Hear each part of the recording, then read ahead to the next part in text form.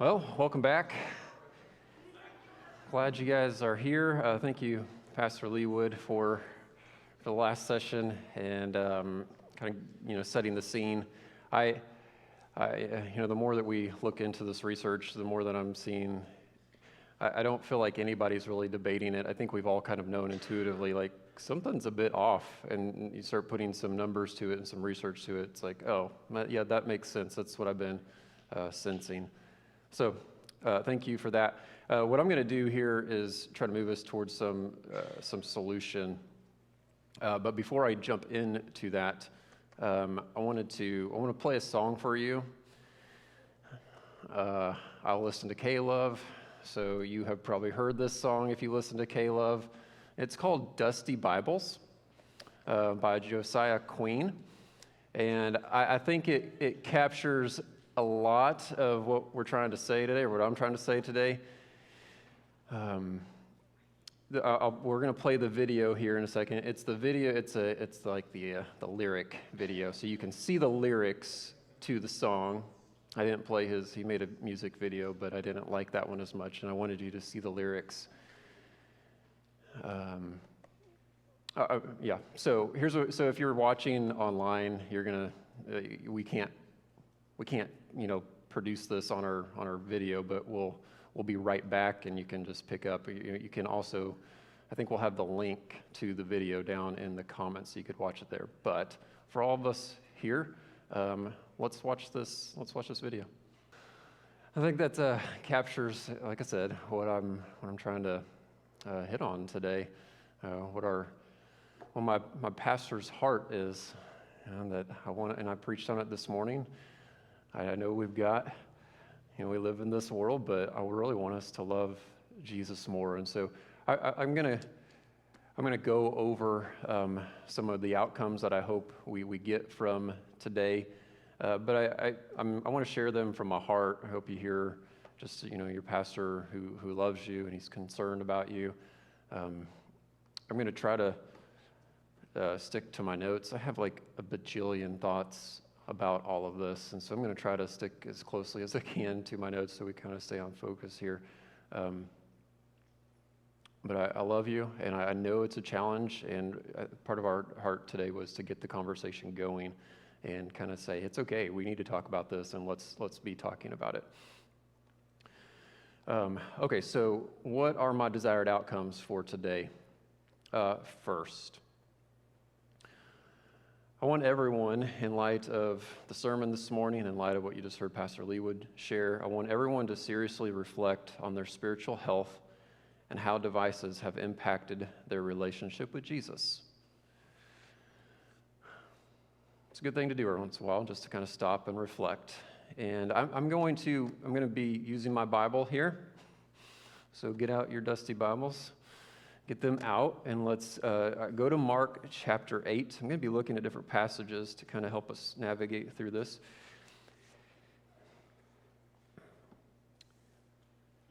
From time to time, Jesus does call us to kind of take stock of our commitment to him. And so in Mark chapter 8, the disciples have been following Jesus for a while, and in Mark chapter 8, things are beginning to heat up a bit, and so he says, hey, I'm going to Jerusalem, I'm going to go suffer, I'm going to die, and if you still want to follow me, you need to understand, here's what it's going to cost you. So in Mark chapter 8, verse 34, it says, calling the crowd along with the disciples, he said to them, if anyone wants to follow after me, let him deny himself, take up his cross, and follow me.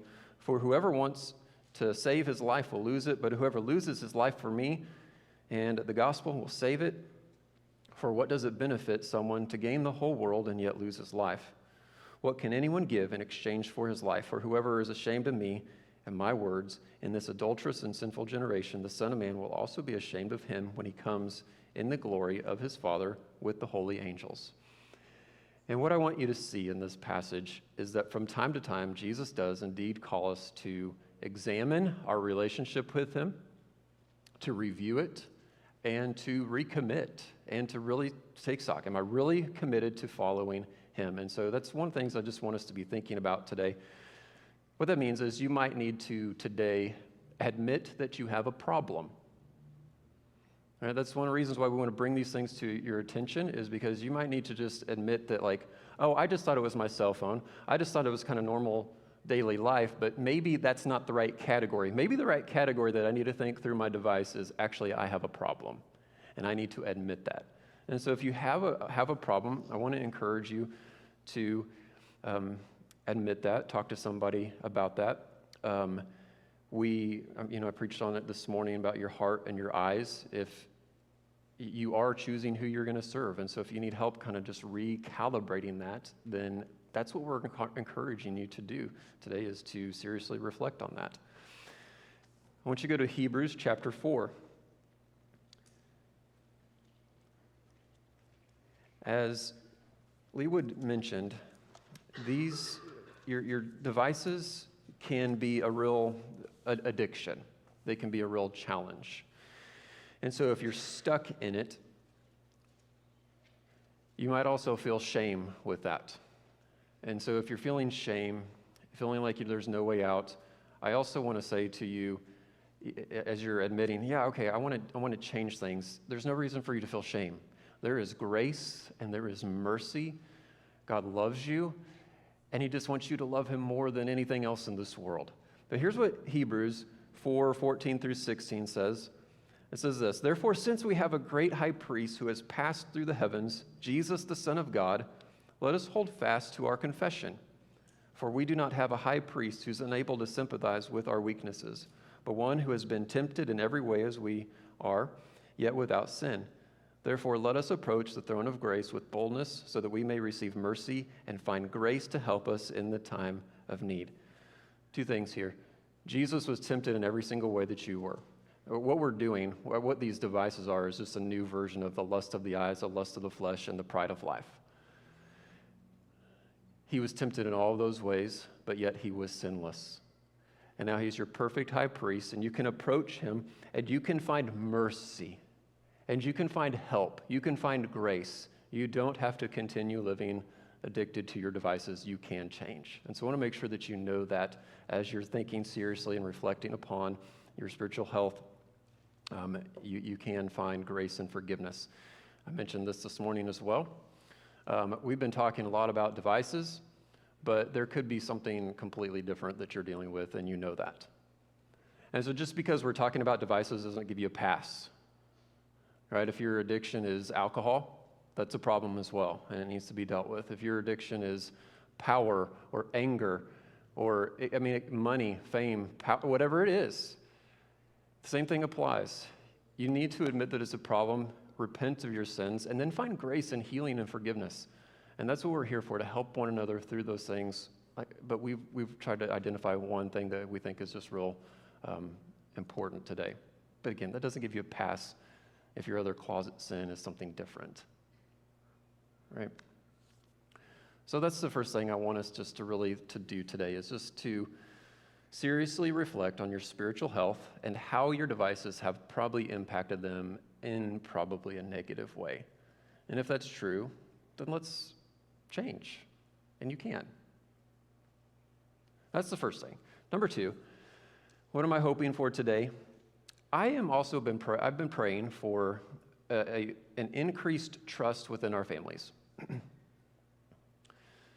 And I'm talking about parents and kids here. So I'm going to talk to parents and then kids, because what I've been praying is that there be this increased fellowship and bond between parents and children as we're dealing with these challenges. So parents, let me speak to you first. What I want to encourage you to do with your children, as you're trying to navigate through, what am I supposed to do as a parent? Here's what I want to encourage you to do. Build deep relationships with your kids. Go to Deuteronomy chapter 6, verse 4.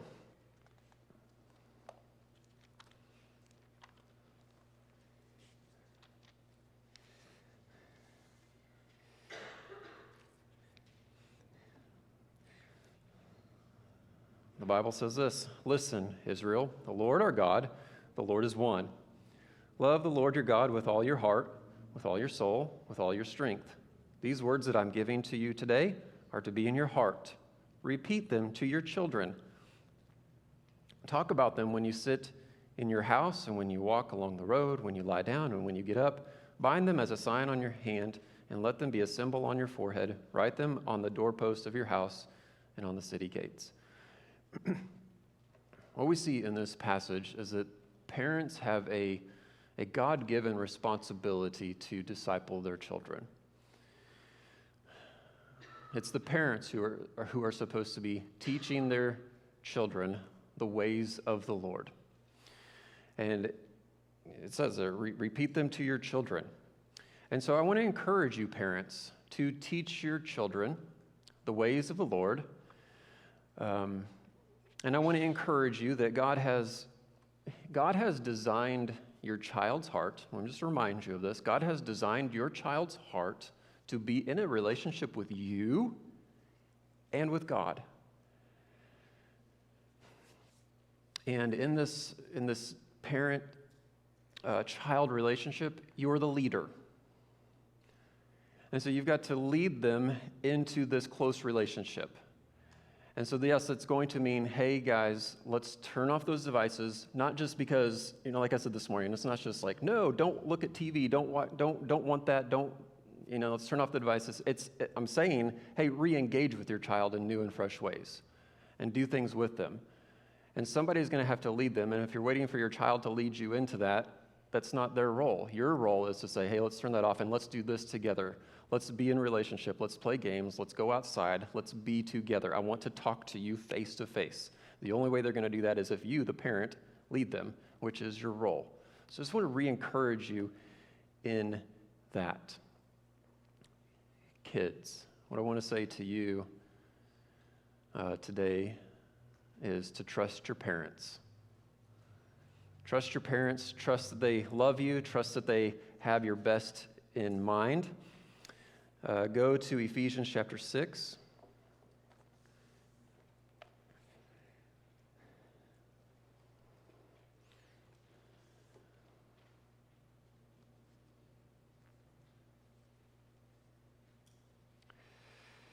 Ephesians 6, verse 1 through 3 says this: Children, obey your parents in the Lord, because this is right. Honor your father and mother, which is the first commandment with a promise, so that it may go well with you and that you may have a long life in the land. Kids, think about this for just a second. You didn't get to pick your parents. God did. He gave them to you on purpose. He gave them to you to take care of you, to watch over you. And what this means is you as children, you will do well when you submit to the authority of your parents.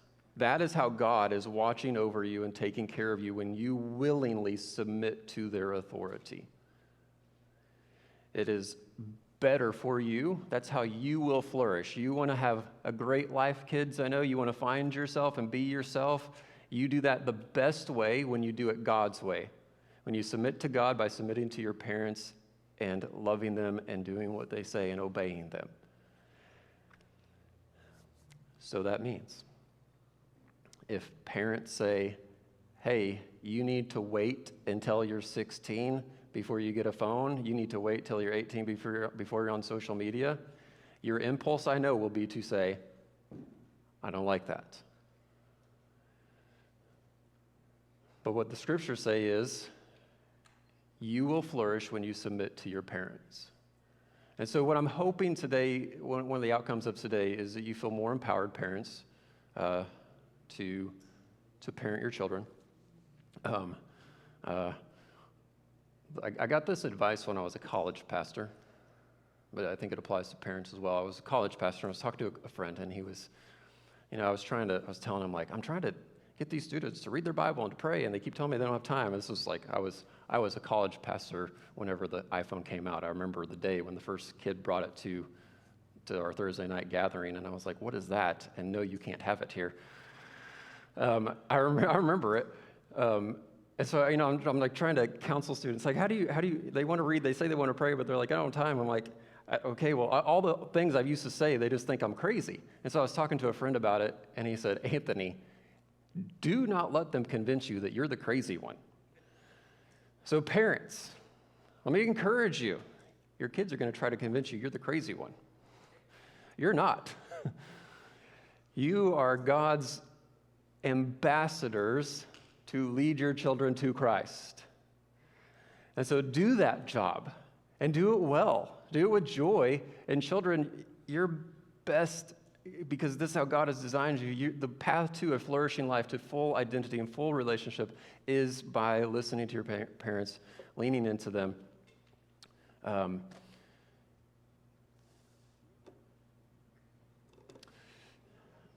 Kids, let me also say this to you. It's one thing for me to say to you that Jesus is the best thing in this life, that he's better than your devices. But that's a truth that you guys are going to have to learn and discover on your own. And so what I mean by that is I love the Lord, and I'm seeking him, I'm pursuing him. But you can't, my spiritual life is not your spiritual life. You have got to discover who Jesus is on your own through his word and through prayer, but your parents are there as ambassadors to help you, to lead you, to guide you, to show you that path. But at some point, you have got to take that faith up on your own. And again, I'm just telling you, like I told Malachi today, it is the best decision you'll ever make to own that and to know Jesus and to know him personally. One of the things that Leewood said kind of made me, I wrote this down. You mentioned the sextortion problem and chat. So there are kids going to, where do I find counsel in this life? They're turning to ChatGPT for counsel and relationship. And what I want to tell you kids, go talk to your parents first. Do not don't go to ChatGPT to start finding answers. Go to your parents and say, I have a problem. Please help me deal with this.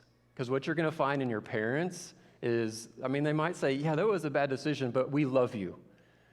And this is where you find grace. This is where you find mercy. We're here to help you. We're going to help get you out of this problem. And so don't turn to ChatGPT first. Go to your parents. That's what they're there for. Don't be afraid to bring your problems to your parents. Parents, when they bring you your problems, when they bring you their problems, show them grace and mercy. They're going to need it. Okay, so that's my second hope, is that today there just be an enhancement of trust and relationship amongst parents and children. Third is, I do think we still need to address the threat by faith. So we do need to address the threat. We would laid out the threat. There is a real threat. We need to address it, but we need to do that by faith. Turn in your Bibles to 1 Corinthians chapter 10, 31 through 33. We need to address the threat, but we need to do it by faith. So what I'm going to share here in just a moment, and what I'm sharing now, is I'm not issuing any type of prescription. Here's what you must do, parents. Or we're not issuing some sort of church policy on cell phones today. That's not what's happening. That would be, I think that kind of falls into the legalistic mode of, and so that's not necessarily what we're doing today.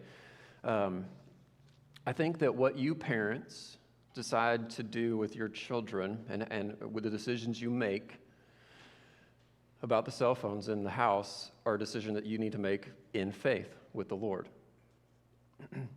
It's a matter of Christian liberty. We wanted you to know the threat. Is the cell phone moral? Is it morally neutral? We're saying, hey, don't think so. It's not just neutral, it's negative, and so we want you to be aware of that. But it's still up to you, parents, to make that decision. When is the right time with your children based upon your relationship with your children? So 1 Corinthians chapter 10, 31 through 33, what Paul is dealing with here is meat sacrificed to idols. Should we eat the meat? Should we not eat the meat? Should we buy the cell phone? Should we not buy the cell phone?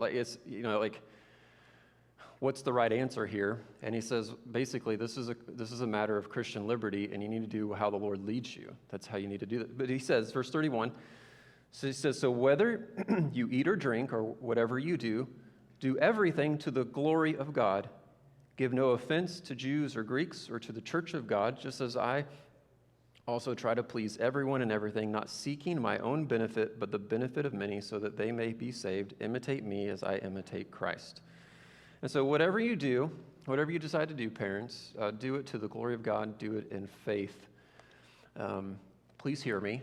What you decide to do with cell phones, smartphones in your home is not a central doctrine of this church.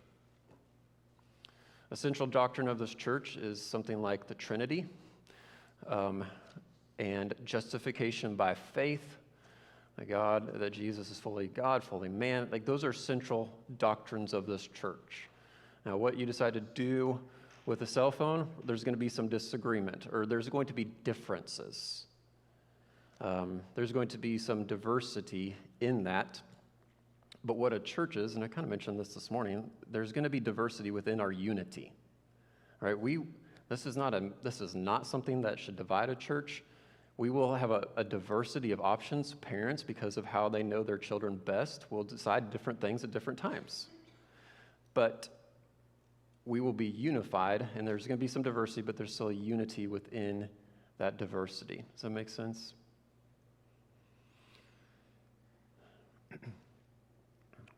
So we need to address the threat by faith, but we still have to address the threat. You don't have to turn there, but in Genesis 4, I preached on this a couple weeks ago, Cain and Abel. And, Abel offers a sacrifice that the Lord accepts. Cain does not. His sacrifice was not in faith. And God warns Cain, and he says, hey, I can see you're despondent. I can see you're frustrated. But if you do what's right, you will be justified. And he says, but if you don't, sin is crouching at the door. And I think so parents, we do need to address this threat. Sin is crouching at the door when you hand a child a cell phone. I feel like that was pretty clear with what Leewood was showing, and I think we all just know that. As soon as you give a smartphone with the internet access, sin is crouching at the door, ready to pounce. And Leewood showed us all the ill effects that has brought about. And so we've got to address the threat. You've got to do something.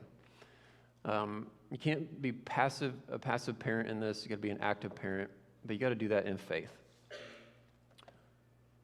So, switching gears now to do more like practical. What can you actually do? How can you protect your children? How do you keep them safe from the negative effects of social media? So here's what I want to do. I'm just going to go through a few questions, and then what I'm going to do is I'm going to show you what Claire Morell's, her strategy was, and then we'll take questions. So just 3 questions here. First of all, my first question is this: should you accept the current prevailing narrative? And that current prevailing narrative is that, hey, this progress is just progress, and look, it's so good, it's morally good, and look at all the progress we're making, and the promises that they claim. Should you believe that prevailing narrative? And part of that prevailing narrative is also this, parents. The prevailing narrative says that devices are just kind of a necessary part of childhood. Do you kind of feel that as part of the narrative? That, hey, like everybody else is doing it, it's just a necessary part of childhood is to get the kids phones. Do you have to accept that prevailing narrative? You do not have to accept that. Indeed, I think what we are doing today is we're challenging that prevailing narrative. I know you're hearing it out there, but we're challenging it and saying, no, you don't have to buy into that prevailing narrative.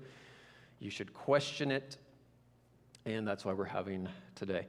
Number 2, when should you get your kid a phone? I mean, the moment you've all been waiting for, right?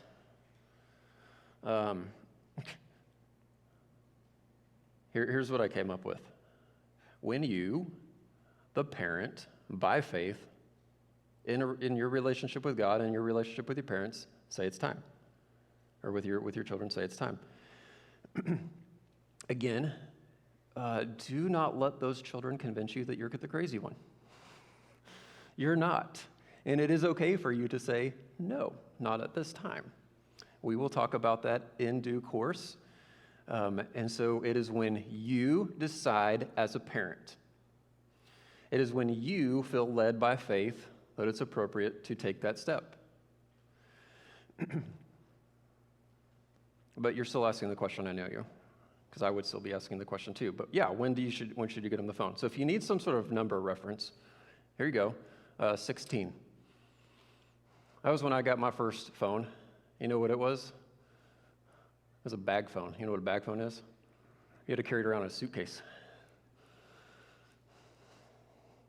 I mean, it was like a shoebox. And it went in the car, and it was only for emergencies. So I get it. So I'm kind of a realist when it comes to the devices. Like, I know, like, I'm going to hold off as long as possible with my children, but I can see when it comes to turning 16 and you can start being mobile, like I can see, like, okay, I've got to be able to get a hold of my child if there's an emergency. Okay, we're going to talk about that in a second, but I see that makes sense to me. But why would you wait till then? Because of everything we've said today. Because the devices beforehand are a threat to their spiritual growth, to their growth as a human. And so it's a threat. The other reason why you would wait till then is because it allows your child to develop good relationships.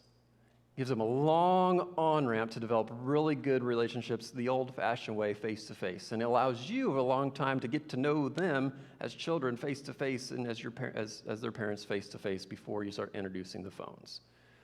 Okay, so if you need a number, there's a number.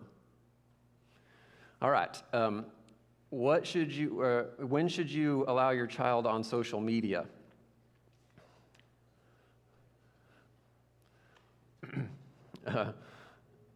When you, the parent, decide. When you, the parent, decide that it's okay, and when you feel led by faith to allow that for your child. The number that is kind of suggested on that is 18. And so if you need a number, there you go. And again, why would you, if you're talking to your child and they're asking why?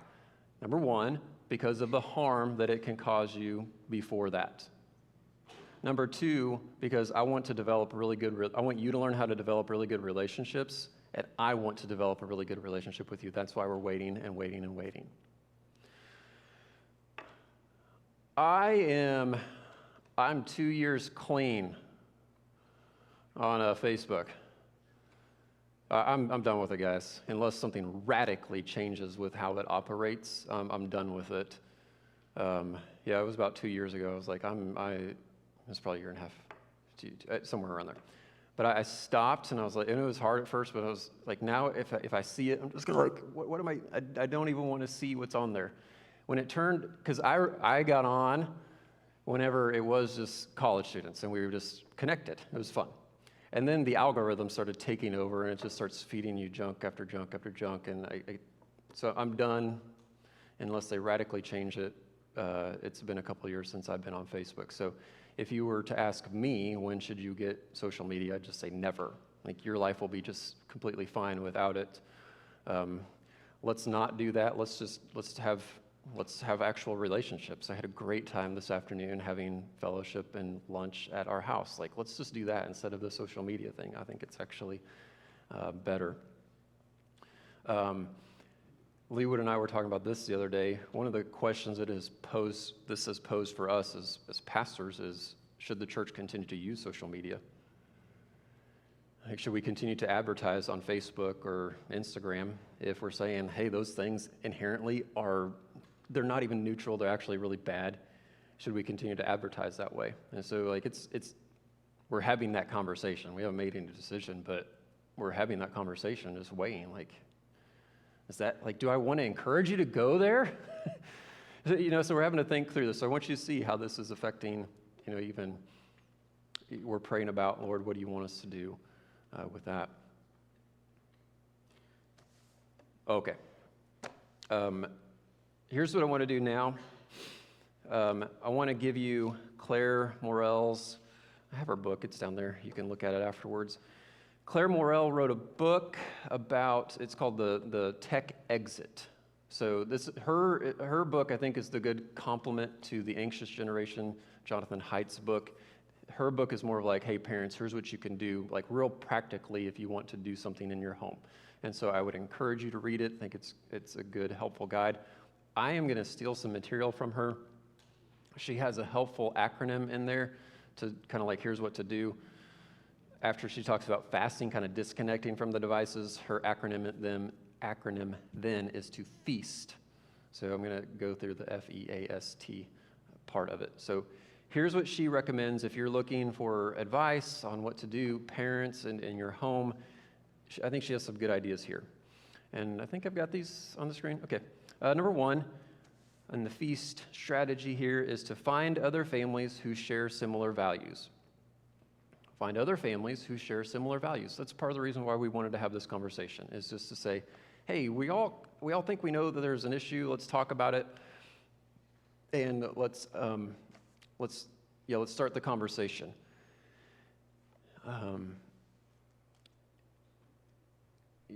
There's, on one hand, you could critique me for being too late to the show on this conversation. If you've noticed, it's actually happening at a more national level. Laws are starting to be passed. There are things that are happening that lawmakers are just starting to see, maybe this wasn't all so great. What I've noticed two stories. I think two news outlets picked up the same story, but it was a mom, and I saw it on the Today Show, I saw it on another station, saw it on YouTube, They ran a story of a mom who was her daughters came to her and said, we want to get cell phones, and she was like, no, it's not happening. And she decided, here's what we're going to do. We're going to install a landline. And then she started making connections with all of her daughter's friends and their parents and said, hey, let's create a network. We all know that we shouldn't. And this was just like, there was nothing faith-based in this at all. It was just mom saying, we're not going to give you a cell phone, but let's make connections with other moms and your friends, and we'll just get the landlines going, and that way you can call and talk to your friends without, the internet. And so two stations have picked this up. And my point with that is non-Christians are starting to see like this is a problem and they're addressing it. And so like we're kind of like, we're in the conversation, but maybe we should have started having this conversation earlier.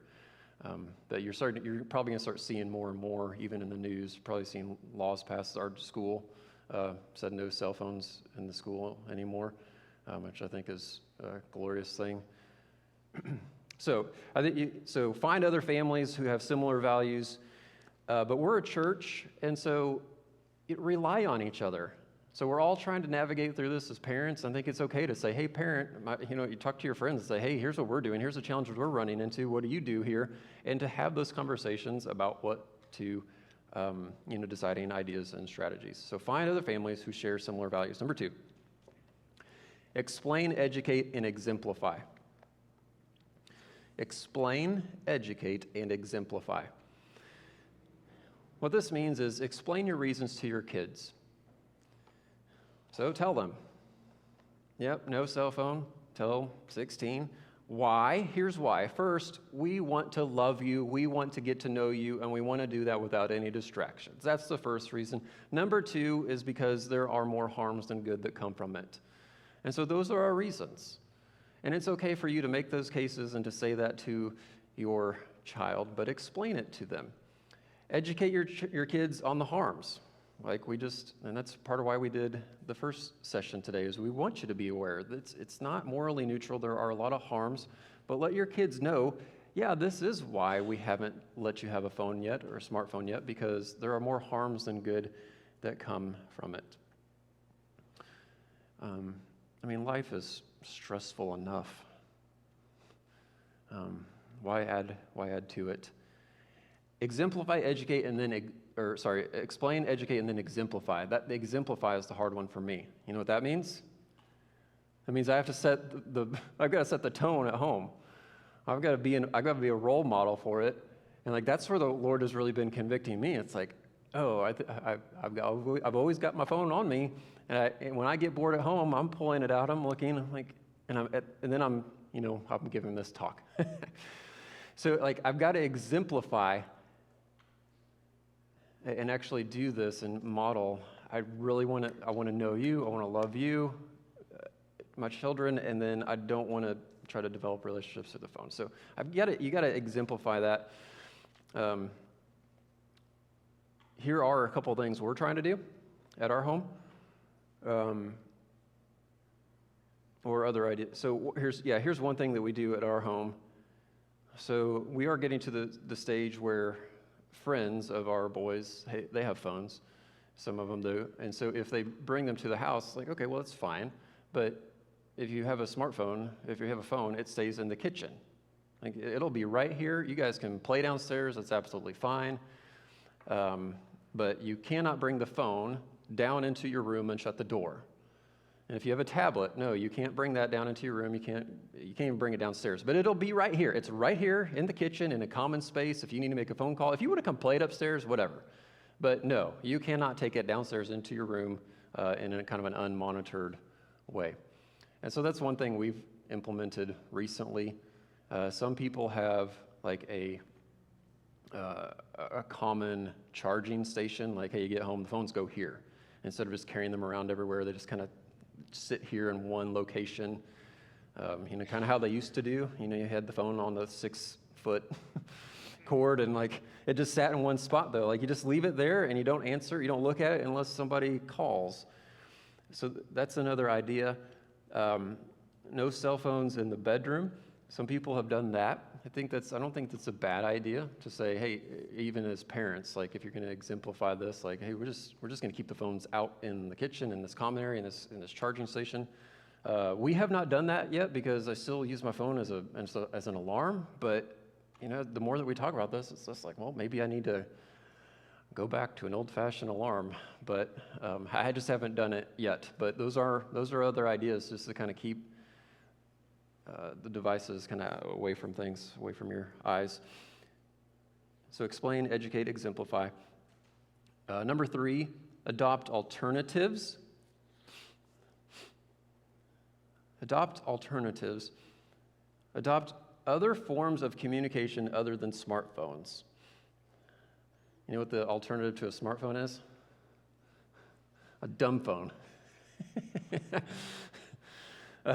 So a phone that doesn't have internet or applications, right? That's what we're talking about here. Like a phone, like, okay, you might have to get your child a phone. I understand that might happen. You might get to that point, but they are starting to make alternatives now. I mean, I'm sure, the companies are probably trying to find ways to market all of this, but we're probably about ready to see an uptick in all these options. They'll be advertising to you on Facebook, but there are options of phones where all you do is you call and text. And for me, that's just like, oh yeah, that was the first, like that's just like nostalgic. Like, oh, that was great, that was fun. One of my first phones I really liked was the Razor. Anybody else have a Razor? Right? I mean, and all it did was you could call and you could text. I think it had a camera, but it was horrible. But it was fine. It's like, I don't remember like being so drawn to it the way I am my smartphone. So find alternatives. They're out there. So sorry, Gab, if you're listening to this, but the Gab watch is junk. I wouldn't get the Gab watch. Luke had that for a while, but it did not work very well at all. But there are other.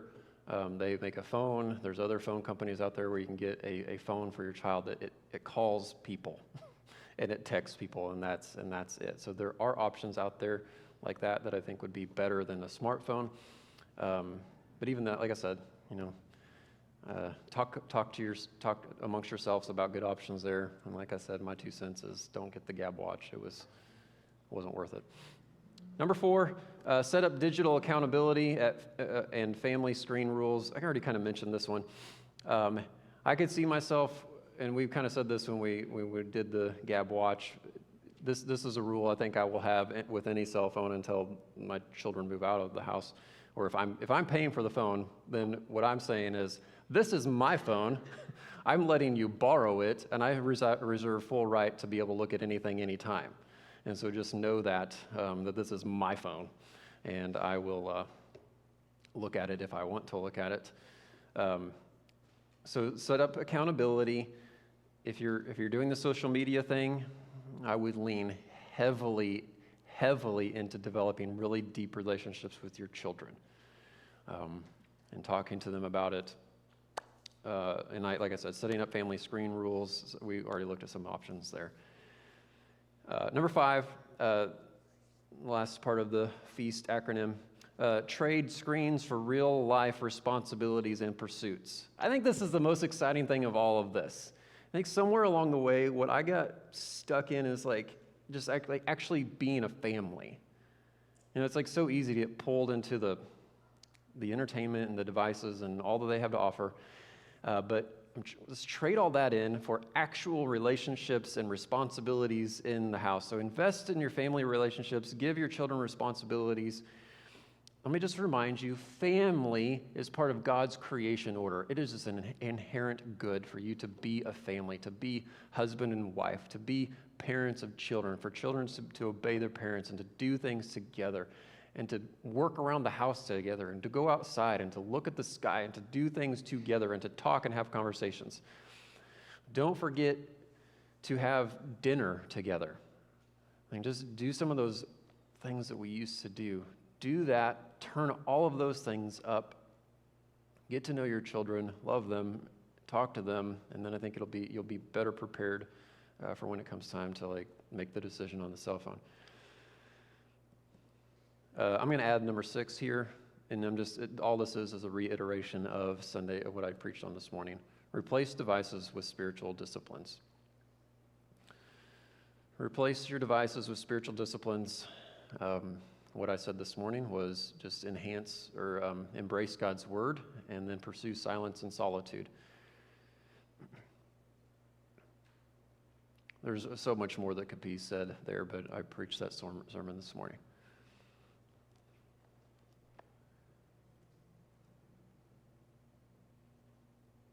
One of the things, I'm going to go, her number 5 was trading screen time for real life responsibilities and pursuits. I just want to explain to you a challenge that I'm facing, because I am consciously trying to think, okay, so I know that I don't want to just do the, watch a movie thing with the boys, but I want to build a relationship with them, do something with them. What I'm realizing is we'll get home from school or get home from practice, and it's like, okay, well, what do you want to do? The natural impulse is to say, well, let's watch something. And so what I've said, and I'm just going to so I said it to Landon the other day, and I said, well, let's do anything that doesn't involve a screen. And then we just stared at each other. I was like, well, we don't know what to do. And so we're trying to figure it out. This is a work in progress. We're trying to figure out, yeah, you're right, Landon. That's kind of what we got into. I don't really even know what else to suggest. But I'm in it with you. We're going to figure it out. But it's hard. Okay, that's her FEAST acronym. So with that, here's what I want to do. I've got a couple books there on the front row if you want to look at them. It's Claire Morell's book. It's Jonathan Haidt's book, The Anxious Generation. We will resend out that email that we sent out last week. We'll do it tomorrow because I want to add some more resources to it. I got there's stuff we want to add to it. Did everybody get that email? If you're not getting the emails, let us know. You need to sign up for that, but we'll send out that email once again with more resources. So we'll do that tomorrow. It has emails, it has books, articles, podcasts, all sorts of stuff. More information than you could probably, than you need.